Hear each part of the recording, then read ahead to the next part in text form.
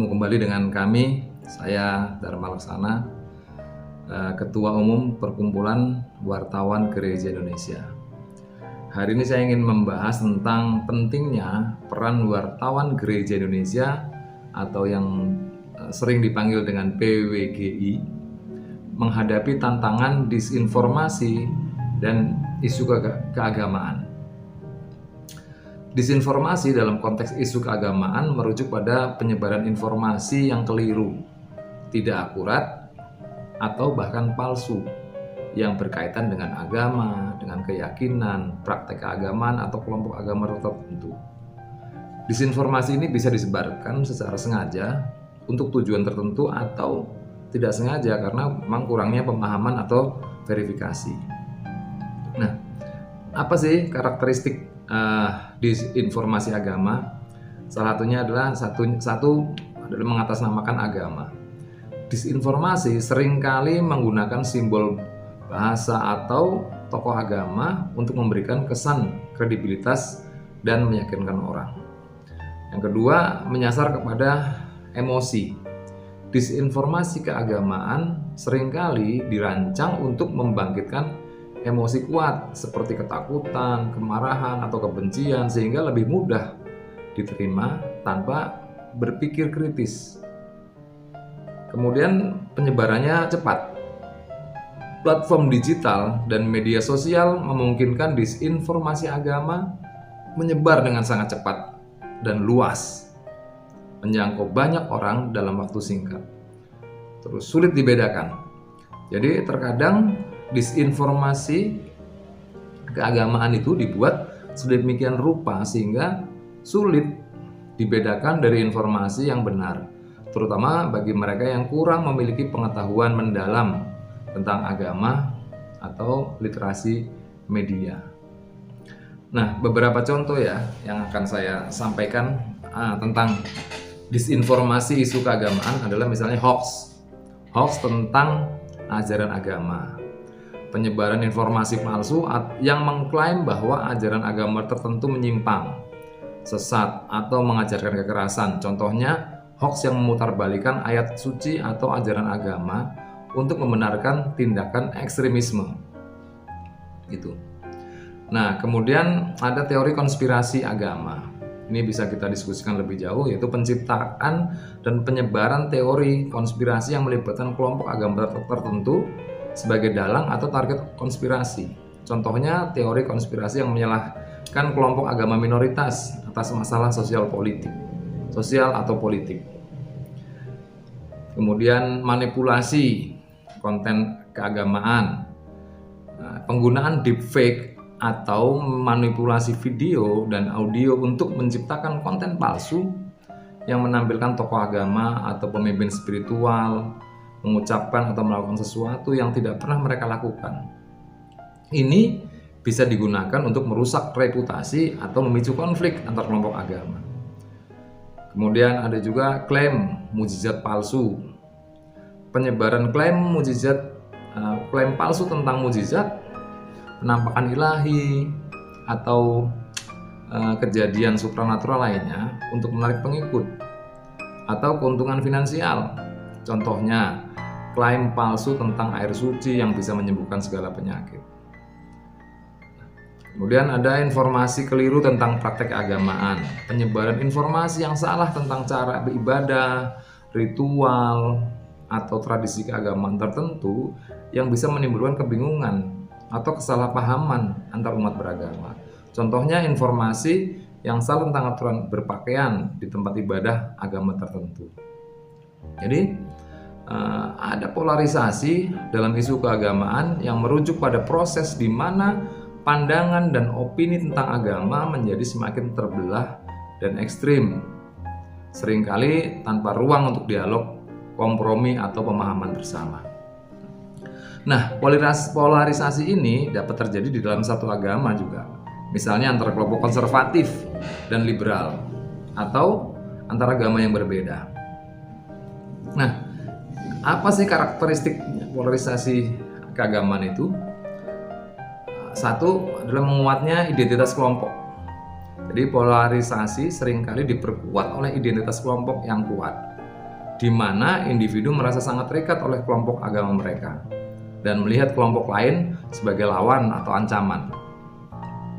Kemudian berkurangnya ruang tengah nih, berkurangnya polarisasi cenderung menghilangkan atau mengecilkan ruang bagi pandangan yang moderat atau ruang tengah atau jalan tengah. Opini menjadi semakin ekstrim dan terkotak-kotak. Kemudian ada juga dialog yang terhambat. Polarisasi mempersulit dialog dan komunikasi yang konstruktif antar kelompok agama atau pandangan yang berbeda dalam satu agama. Sikap saling curiga dan intoleransi itu meningkat. Kemudian konflik dan kekerasan. Dalam kasus ekstrim, polarisasi keagamaan dapat memicu konflik sosial, diskriminasi, dan bahkan kekerasan antar kelompok agama. Padahal agama sendiri tidak pernah mengajarkan tentang kekerasan. Nah, kemudian contoh polarisasi dalam isu keagamaan, misalnya polarisasi dalam menafsirkan kitab suci. Perbedaan interpretasi kitab suci atau teks agama yang semakin tajam dan tidak toleran, di mana setiap kelompok merasa interpretasi mereka adalah satu-satunya yang benar dan menolak pandangan yang lain. Contoh polarisasi dalam isu sosial dan politik. Isu sosial dan politik seperti hak LGBT, aborsi, atau peran agama dalam negara seringkali menjadi lahan polarisasi keagamaan. Kelompok agama yang berbeda mengambil posisi yang sangat bertentangan dan sulit untuk mencapai titik temu. Nah, polarisasi juga terjadi di dalam media sosial.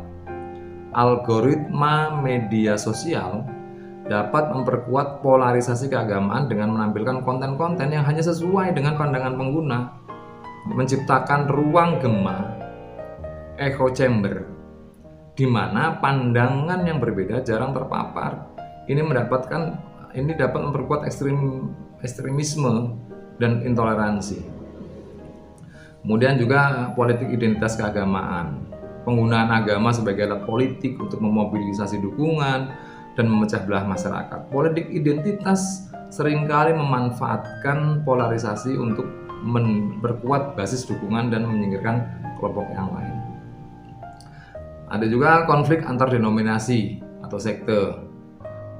Polarisasi ini dapat terjadi juga di dalam satu agama. Misalnya antara denominasi atau sekte yang berbeda yang memiliki pandangan teologis atau praktek keagamaan yang berbeda. Perbedaan ini bisa menjadi sumber konflik dan perpecahan. Nah, dampaknya apa sih terhadap ketika kita ada disinformasi dan polarisasi keagamaan? Dampaknya jelas. Satu, kerusakan kerukunan umat beragama. Disinformasi dan polarisasi dapat merusak hubungan antar umat beragama, menciptakan prasangka, kebencian, dan konflik. Juga melemahnya kepercayaan terhadap agama. Penyebaran disinformasi dan polarisasi dapat membuat orang akhirnya meragukan kredibilitas agama dan institusi keagamaan. Juga memicu konflik sosial dan kekerasan. Dalam kasus ekstrim, disinformasi dan polarisasi keagamaan dapat memicu konflik sosial, diskriminasi, kekerasan, bahkan terorisme. Nah, juga menjadi hambatan bagi pembangunan sosial. Polarisasi keagamaan dapat menghambat kerjasama dan solidaritas sosial dalam masalah-masalah kemanusiaan dan pembangunan. Nah, disinilah saya akan mencoba menarik apa sih relevansinya dengan Perkumpulan Wartawan Gereja Indonesia. Perkumpulan Wartawan Gereja Indonesia bisa dapat berperan sebagai satu validator atau verifikator fakta.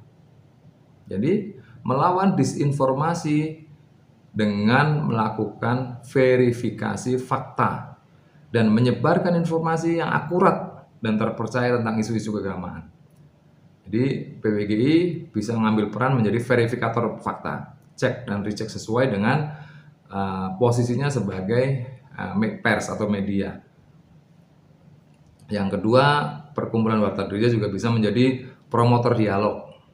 Jadi mendorong dialog dan komunikasi yang konstruktif antar kelompok agama dan antar pandangan yang berbeda dalam satu agama. Itu PWGI bisa berperan. Kemudian pendidik untuk literasi media. Jadi perkumpulan wartawan Gereja Indonesia bisa meningkatkan literasi digital di kalangan umat beragama agar mereka lebih kritis dan menerima dan menyebarkan informasi online.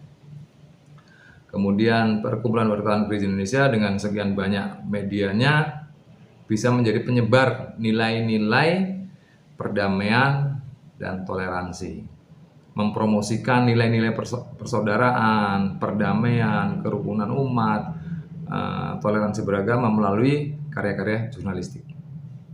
Kemudian PWGI, Perkumpulan Wartawan Gereja Indonesia, juga bisa menjadi pengawas narasi ekstrim. Jadi memantau dan melaporkan narasi-narasi ekstrim dan intoleran yang beredar di ruang digital, serta memberikan konteks dan analisis yang mendalam. Nah, dengan menjalankan peran-peran ini, Perkumpulan Wartawan Gereja Indonesia atau PWGI dapat berkontribusi secara signifikan dalam mengatasi tantangan disinformasi dan polarisasi keagamaan, serta membangun masyarakat yang lebih inklusif, toleran, dan harmonis di era digital. Terima kasih atas sudah menonton apa yang kami sampaikan. Apabila ingin bergabung dengan Perkumpulan Wartawan Gereja Indonesia untuk membangun bersama-sama Kerajaan Allah di era digital ini, silakan menghubungi kami. Shalom, Tuhan memberkati.